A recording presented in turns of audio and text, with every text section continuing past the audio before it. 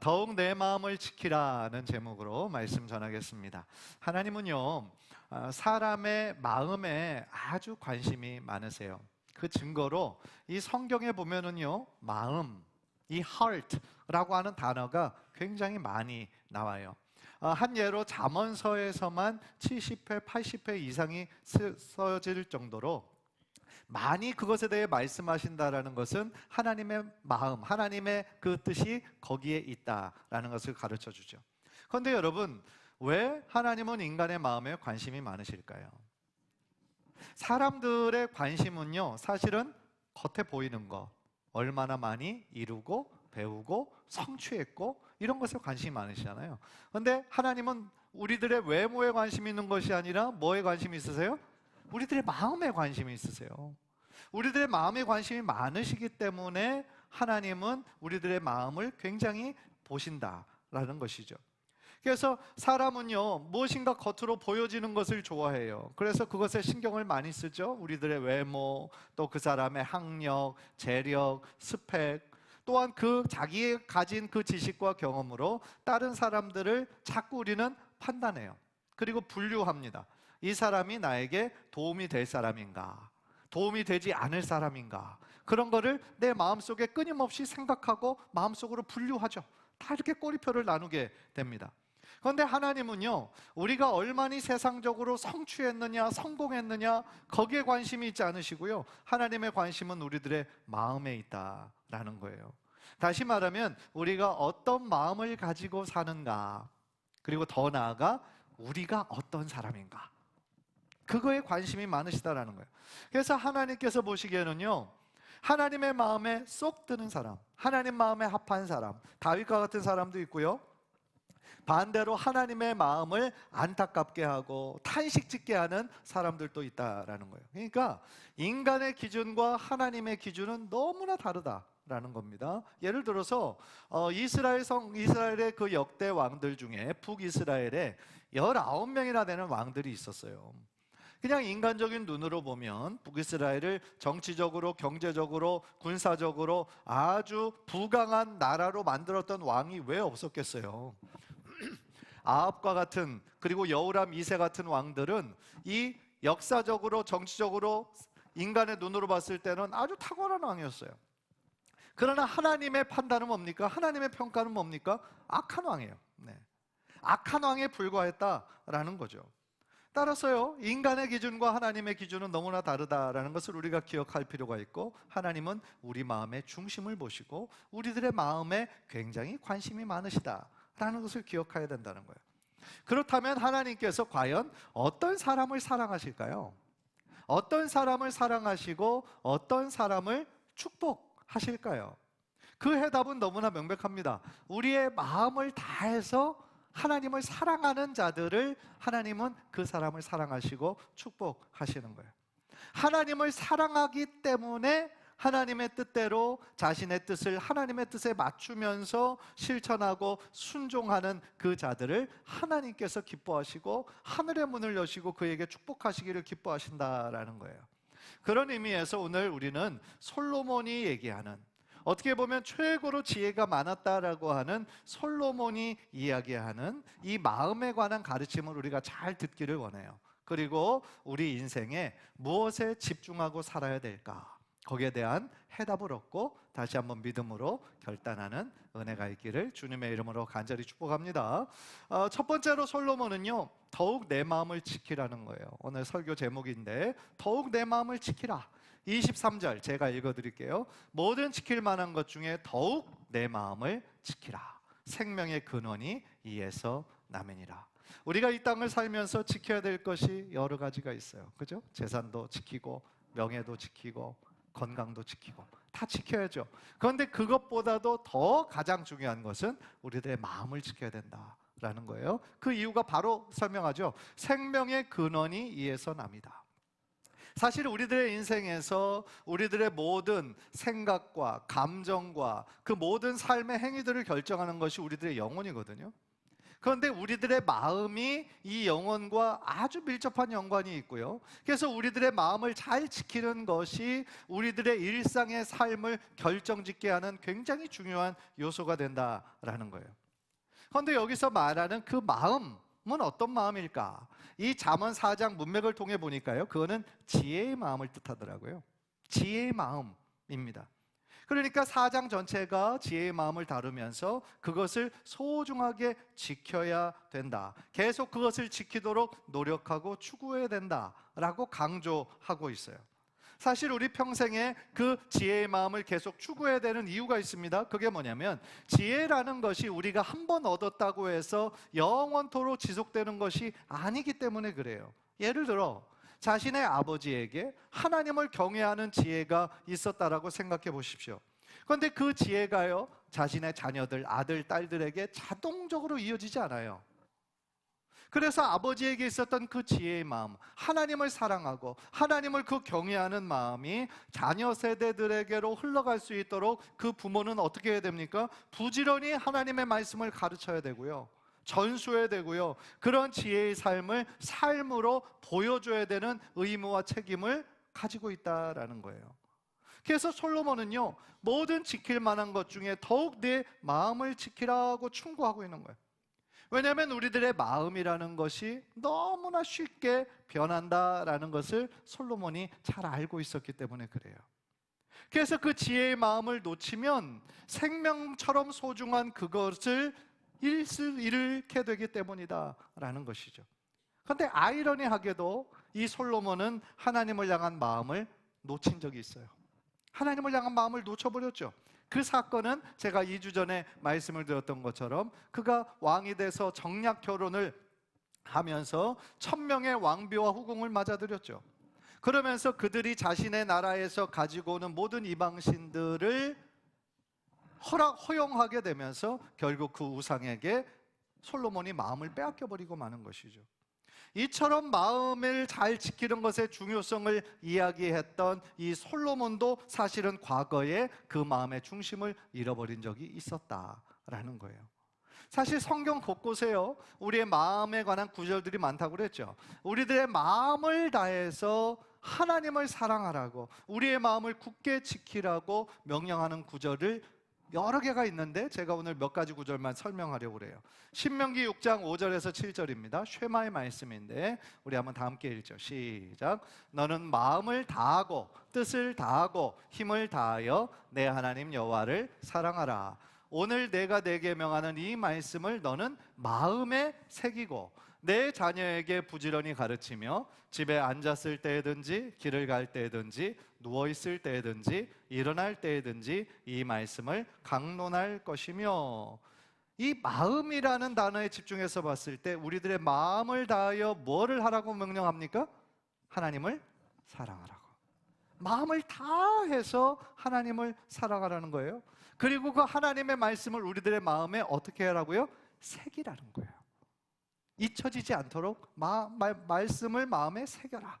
그리고 그 새긴 말씀을 자녀들에게 부지런히 가르쳐라 라고 명령하고 있다는 거예요. 또 모세의 후계자였던 여호수아에게도 이 마음에 대해서 명령했는데요, 여호수아서 1장 7절 우리 다 함께 읽죠. 시작. 오직 강하고 극히 담대하여 나의 종 모세가 네게 명령한 그 율법을 다 지켜 행하고 우로나 좌로나 치우치지 말라. 그리하면 어디로 가든지 형통하리니. 마음이라는 단어가 직접적으로 나와 있지는 않지만 사실은 강하고 담대한 것은 결국 마음에 관한 이야기예요. 그렇죠? 그러니까 이 여호수아가 그 상황 속에서 많이 두려워하고 있었다라는 얘기죠. 앞에 보이는, 눈에 보이는 대적자들이 많았다라는 얘기고, 또한 그의 마음 가운데 자신의 전임자 모세처럼 이 200만 명이나 되는 이스라엘 민족을 가나안 땅으로 잘 인도할 수 있을까라는 두려움이 그에게 있었다라는 얘기죠. 그런데 하나님은 여호수아에게 뭐라고 말씀하십니까? 강하고 담대해라. 그리고 모세에게 명령했던 그 율법, 그 말씀을 다 지켜 행하고 좌로나 우로나 치우치지 말면 네가 어디로 가든지 어떻게 된다고요? 형통하게 될 것이다 라고 말씀해 주시는 거죠. 우리에게도 얼마나 힘이 되는 말씀입니까? 또한 후에 보면은요, 다윗은 자신의 입술의 모든 말과 마음의 모든 묵상이 하나님께 드려지기를, 하나님 앞에 두기를 원했죠. 시편 19편 14절 다 같이 시작. 나의 반석이시여 나의 구속자이신 여호와여, 내 입의 말과 마음의 묵상이 주님 앞에 연락되기를 원하나이다. 주님 앞에 연락된다라고 하는 것은 제가 지난주에 뭐라고 설명하면요, 하나님 마음에 드는 거라고 얘기를 했어요. 내가 말하는 모든 말, 내 마음의 모든 생각이 하나님 마음에 들었으면 좋겠습니다. 다윗은 그런 마음으로 살았다라는 거죠. 또 시편 108편 1절 2절 보니까요, 다윗이 뭐라고 얘기하냐면, 하나님이여 내 마음을 정하였습니다. 내 마음을 정했습니다. 뭐를 정했다는 얘기일까요? 내가 노래하며 나의 마음을 다하여 찬양하리로다. 비파야 수구마 깰지어다. 내가 새벽을 깨우리로다. 자신의 마음을 정해서 하나님을 찬양하는 삶으로, 새벽을 깨우며 하나님께 기도하고 하나님께 매달리고 하나님을 의지하는 삶을 살기로 다윗은 어떻게 한 거예요? 마음을 정한 거예요. 얼마나 멋진 삶입니까? 하나님께 자신의 마음을 드릴 뿐만 아니라 자신의 마음을 정한 이 다윗의 삶을 하나님께서는 어떻게 하신 거예요? 사랑하시고 축복하신 거죠. 무엇보다도요, 우리 예수님께서도 이 마음에 관한 말씀을 하시면서 우리들에게 주님의 마음을 닮아라 라고 얘기하시죠. 마태복음 11장 29절이에요. 우리 한번 다 함께요. 시작. 나는 마음이 온유하고 겸손하니 나의 멍에를 메고 내게 배우라. 그리하면 너희 마음이 쉼을 얻으리니. 우리가 주님을 닮아가는 것이 우리들의 신앙생활의 궁극적인 목적이에요. 구원받은 이후에 우리들 모두가 성화되어야 되는데, 성화라는 것은 결국 거룩해지는 것이고, 더 나아가 예수 그리스도를 우리의 신앙의 본으로 삼는 거예요. 그런데 주님을 닮는다고 할 때 주님의 뭐를 닮아야 된다고 말씀하냐면 주님의 마음. 그리고 주님의 마음의 핵심은 뭐예요? 온유와 겸손. 그리고 우리를 사랑하시되 끝까지 사랑하시는 마음. 한 영혼을 소중히 여기는 마음. 그 마음이 바로 예수님의 마음이다 라는 거죠.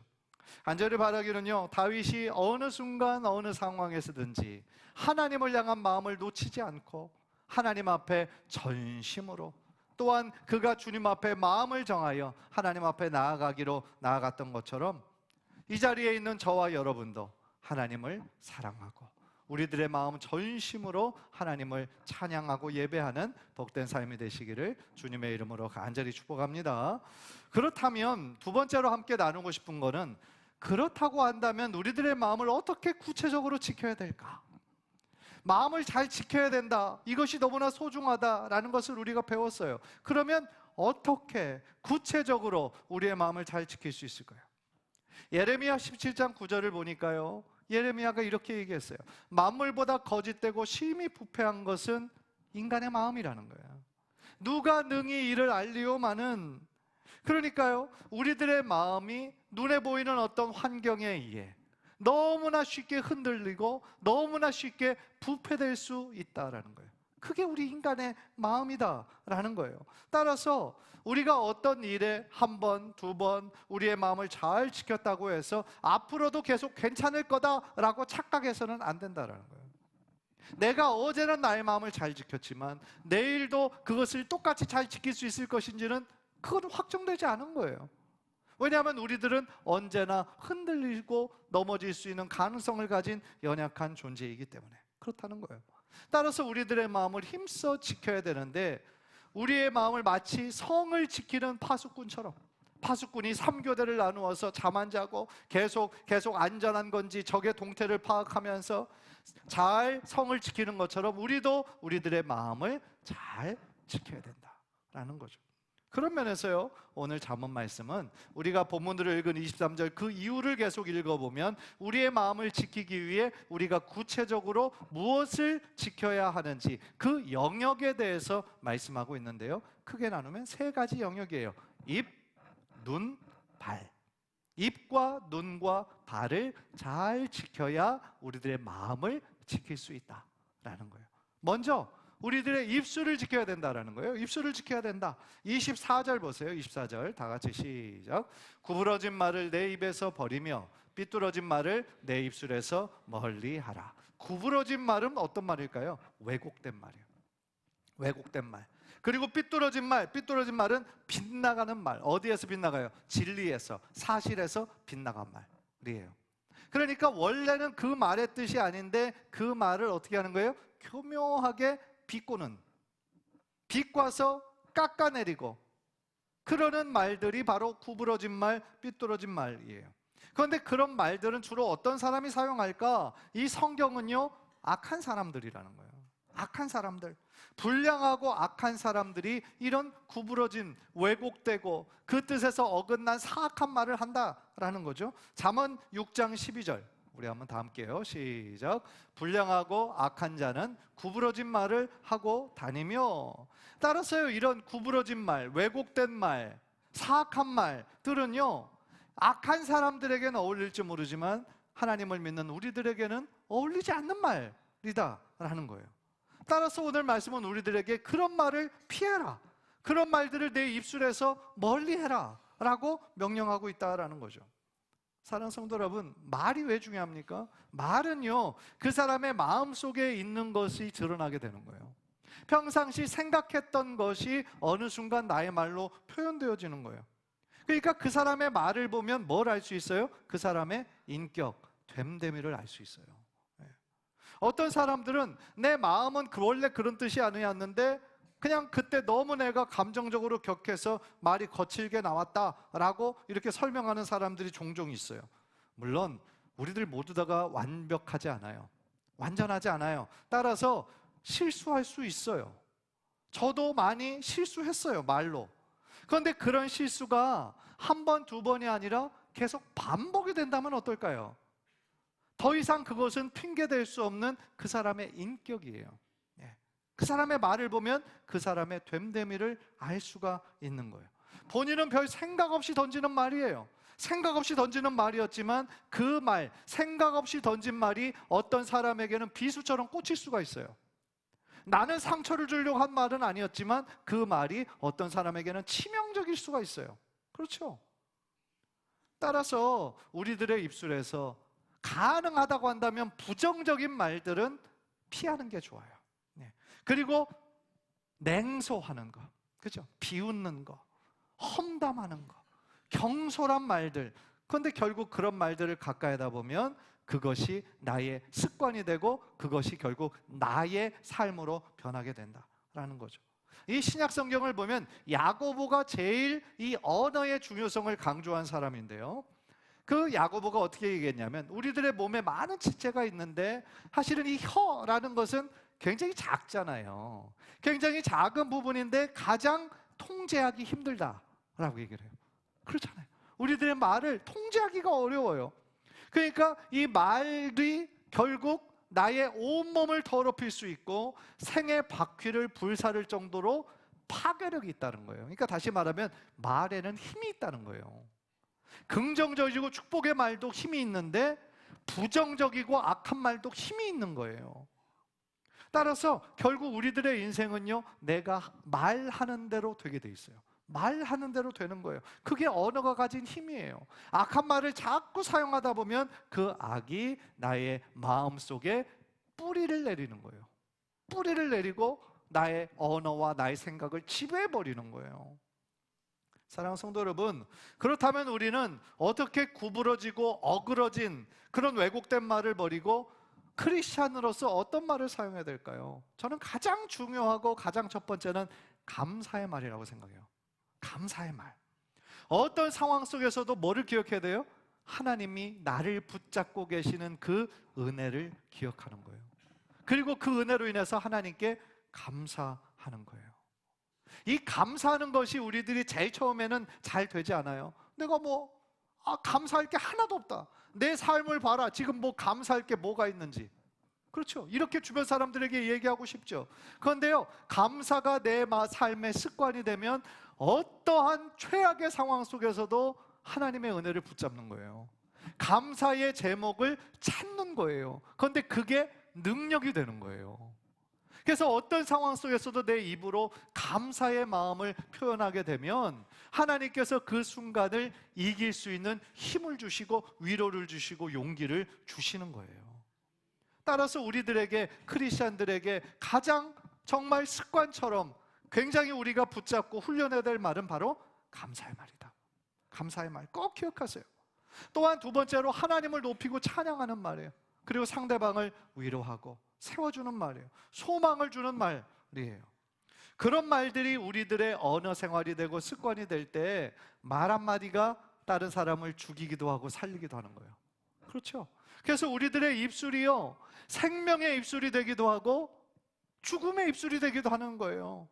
그런 면에서 이 자리에 있는 우리 모든 성도님들의 입술이 죽이는 사망의 입술이 아니라, 저주의 입술이 아니라 하나님께서 사용하시는 생명의 입술이 되고 축복의 통로가 되시기를 주님의 이름으로 간절히 축복합니다.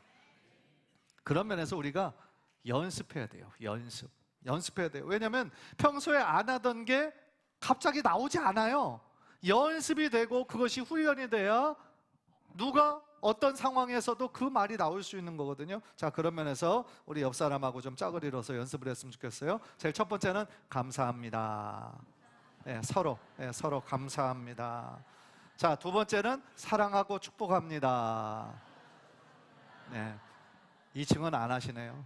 2층도 꼭 하십시오. 사랑하고 축복합니다. 자, 세 번째는 힘내세요. 잘 될 겁니다. 요즘 힘들어하시는 분들 많으시죠? 재정적으로, 또 질병으로 인해, 또 자녀들로 인해 힘들어하는 분들 많으세요. 또 이 자영업자들 요즘 너무 힘들다고 그러시잖아요. 그럴 때 우리들이 함께 공감해주고 그 아픈 마음, 힘내세요. 잘 될 겁니다. 잘 될 겁니다. 그런 말을 해주면 다시 한번 그래도 힘을 낼 수 있는 거죠. 그런데 자꾸 그렇게 안 그래도 힘들어하고 있는 사람들한테 더 부정적인 말들을 하면 어떻게 되겠어요? 야, 너 진짜 끝났구나. 야, 안 되겠다. 야, 소망이 없다. 야, 이번 생은 망쳤어. 그죠? 다음 생이 있어요? 우리에게? 없어요. 우리에게는. 따라서 우리에게 한 번으로 주어진 인생인데, 이 인생을 힘들지만 그래도 내가 너와 함께하고 있어. 기도할게. 지지해주고 응원해주는 한 사람이 있으면 힘이 나잖아요. 살아갈 수 있는 힘이 생기잖아요. 그래서 여러분들이 바로 그런 사람들이 되시기를 주님의 이름으로 축복합니다. 두 번째로요, 우리들의 첫 번째로 입술을 얘기했는데 두 번째로는 나의 눈을 지켜야 돼요. 입, 눈, 발. 두 번째는 나의 눈을 지켜야 돼요. 그러니까 우리가 보는 것이 우리들의 마음에 엄청난 영향을 미쳐요. 25절을 보세요. 25절. 내 눈은 바로 보며 내 눈꺼풀은 내 앞을 곧게 살펴. 내 눈을 바로 보라라는 얘기는 직시하라는 얘기예요. 너의 전면을 직시해서 봐라. 집중해서 봐라. 그 얘기는 좌로나 우로나 자꾸 치우치지 말아라. 그런 뜻이에요. 그런데 만약에요, 자기가 봐야 될 거를 보지 않고 자꾸 주위를 두리번거리는 사람이 있어요. 죄에 대한 호기심. 죄에 대한 호기심으로 주위를 자꾸만 두리번거리는 자의 영혼은요, 너무나 쉽게 유혹을 받아요. 너무나 쉽게 죄악에 오염될 수 있어요.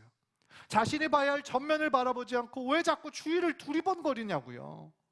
예를 들어서 하나님의 마음에 합한 사람이라는 칭찬을 들었던 다윗도요, 그날 그 사건 뭡니까?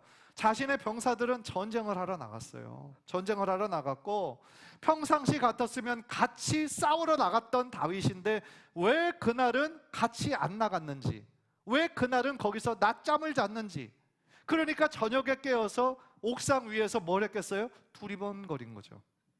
두리번거린 거예요. 뭔가 재밌는 거 없나 두리번거리다가 보지 말아야 될 것을 보죠. 그런데 그 사람이 알아보니까 자신의 충성스러운 신하의 아내예요. 물론 실수로 볼 수도 있겠죠. 그런데 그 마음을 잘 지켰어야 되는데 다윗이 그렇게 하지 못했죠. 그래서 죄의 유혹에 넘어가게 말아요. 그래서 그 본 것을 시작으로 그의 마음이 음란한 마음으로 가득 차게 됩니다. 그 여인을 데려오게 합니다. 그리고 범죄를 저지르고 자신의 충성스러운 신하 우리아를 전쟁터 제일 앞으로 보내죠. 제일 앞으로 보내고 공격한 다음에 그 사람 나가게 하고 다른 군사들은 뒤로 쭉 빠지게 합니다.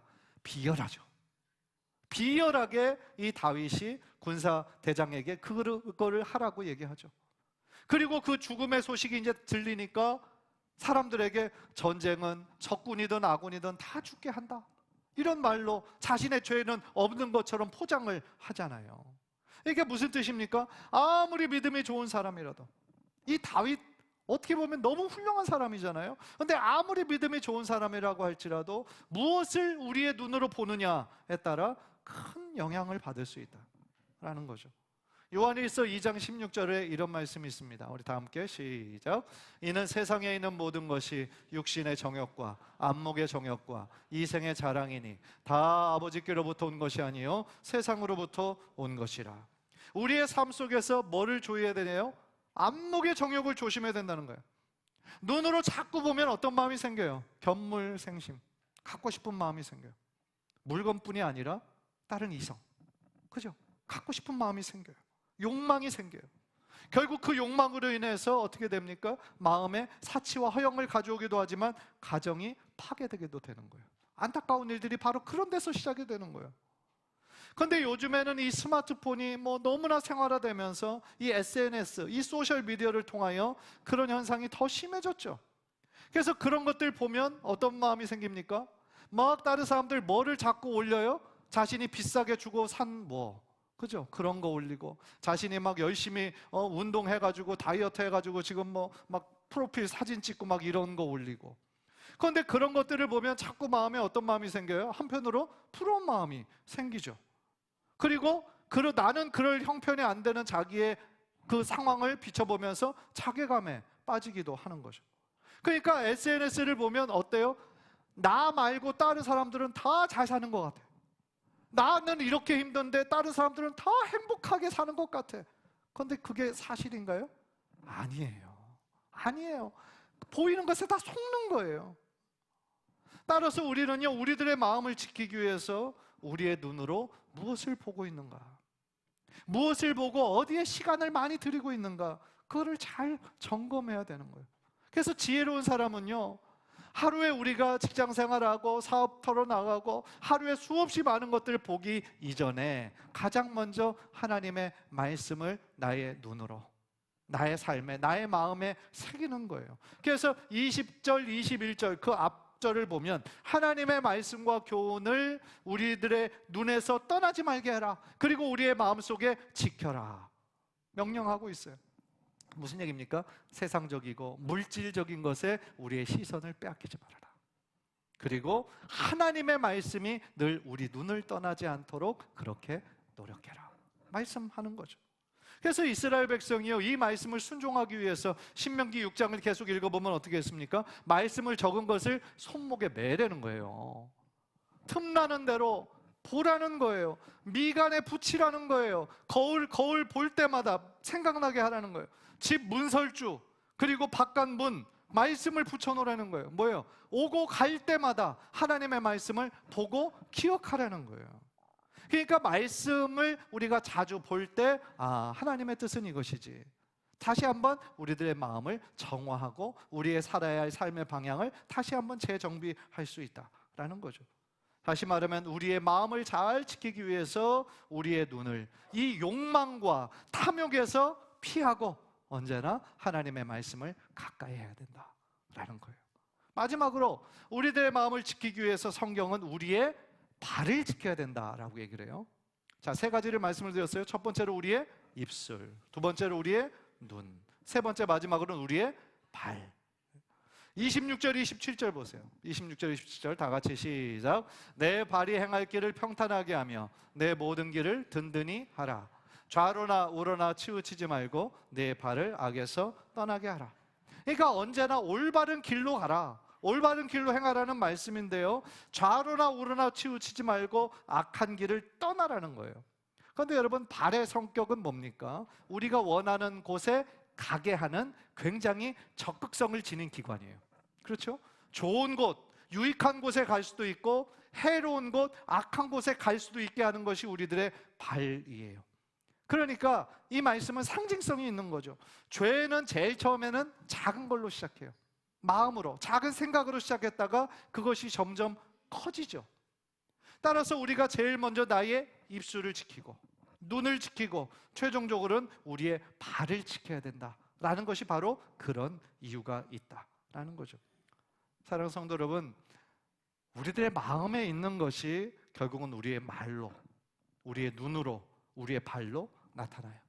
우리가 매일 쓰고 있는 이 말, 우리가 매일 눈으로 보는 거, 우리가 매일 어딘가로 향하고 있는 그 발이 결국은 우리의 마음의 상태에 영향을 미친다라는 거죠. 따라서 우리의 마음을 지킨다라는 것을 여러분 그냥 추상적으로만 이해해서는 안 돼요. 아, 좋은 말이네. 마음을 지키는 거 중요하지. 추상적으로만 이해해서는 안 되고요. 매일의 삶의 구체적인 결단으로 오늘 내가 무엇을 말하고 무엇을 보고 내가 어디로 향하고 그것을 내 삶 가운데 잘 지키도록 우리가 실천하고 노력할 때 우리의 삶이 하나님께서 기뻐하시는 거룩한 삶으로 한 걸음 더 나아가게 될 줄 믿습니다. 우리가 이 세상에 살면서 지켜야 할 것이 참 많다라고 서론에 말씀드렸어요. 소중한 재산 지켜야죠. 소중하니까. 명예, 재산보다 더 중요하죠. 명예도 지켜야 되죠. 재산, 명예, 그거보다 더 중요한 거 건강이죠. 건강 잃어버리면 다 잃어버리는 거니까 건강도 잘 지켜야죠. 다 중요합니다. 그런데 성경은 그것보다도 더 중요하고 지켜야 되는 거 우리들의 마음이다. 우리들의 영혼이다 라고 말씀하는 거죠. 그런 면에서 여러분에게 질문 드리고 싶어요. 여러분은 여러분의 마음을 잘 지키고 계십니까? 잘 지키고 계세요? 이게 네라고 대답할 거 예상 못했는데 대답하시네요. 아니면 여러분의 마음을 방치하고 있습니까? 그냥 내 마음은 신경 쓰지 않고 그냥 어떻게든 되겠지? 내 마음은 그냥 방치해 둔 채로 열어두게 되면 어떻게 될까요? 나쁜 것들, 죄악이 그 열린 마음을 통해 스물스물 들여오게 되는 것이죠. 간절히 바라기는 우리의 입술을 지키고 눈을 지키고 발을 잘 지켜서 하나님의 마음을 기쁘시게 하는 우리 귀한 성도님들 모두 되시기를 주님의 이름으로 간절히 축복합니다. 기도하겠습니다.